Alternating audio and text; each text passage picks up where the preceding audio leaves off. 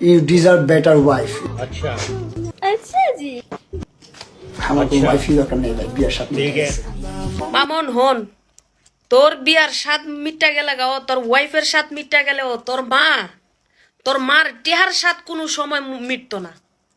তোর মা রে যে টেহার কেমন লুবে পাইছে, তোর মা যে কতটা লুবি, তোর জীবনটা লয়ে যে কেমনে ছিলিমিলি খেলতাছে, এটা জনতা দেখতাছে।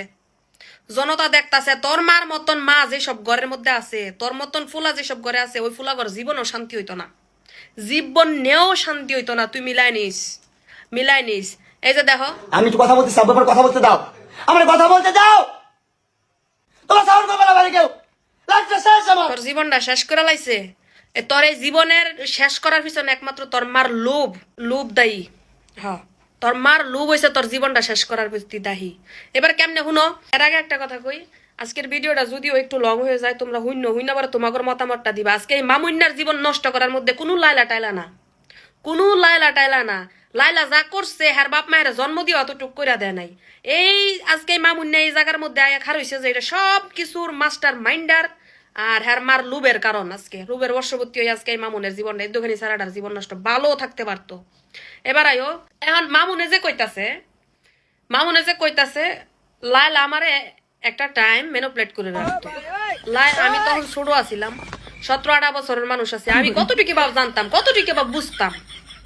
মামুন তুই ছোট আসিলি, তোর বয়স কম আছিল, তোরে বুঝাইছে মেনুপ্লেট করে রাখছে। তোর মাও কি তোর মতন ছোট আছিল রে? তোর মাও 17-18 বছর আছিল।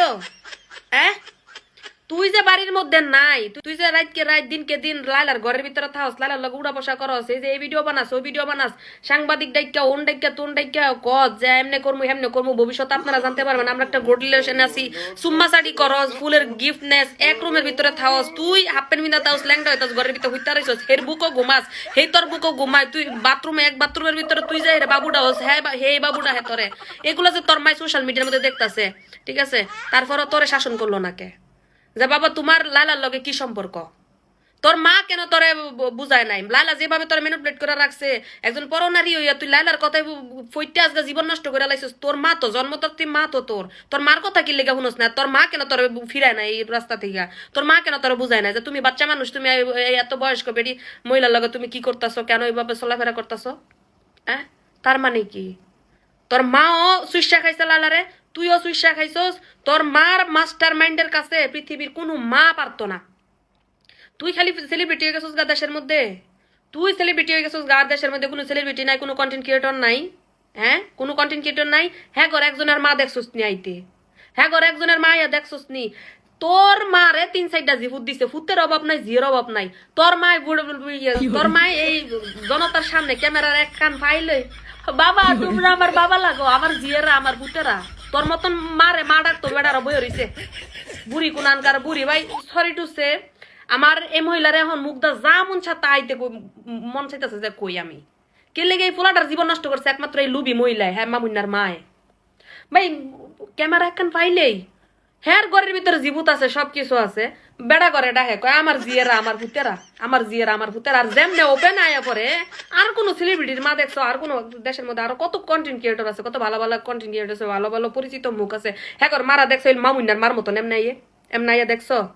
হ্যাঁ, তার ভিতরে দেখো মামুন্যার মায় যদি ছেলেটার ভালোই চাইতো, এই লাইলার কাছে, লাইলার বাসায় গেছে, লাইলাই শরীয়তপুর গেছে মামুনের বাড়িতে, তখন মামুন্যার মায় কিন্তু কইছে বয়স কোনো কিছু না, আল্লাহ যদি জুড়ি দিয়া রাখে, মানে আমার গোদ যতক্ষণ না বড়াইবো, আমার ফ্রেন্ডি যতক্ষণ না বড়াইবো ততক্ষণ লাইলা আছে, কোনো সমস্যা নাই, বয়স ডাজেন্ট ম্যাটার, বয়স কোনো কিছু না।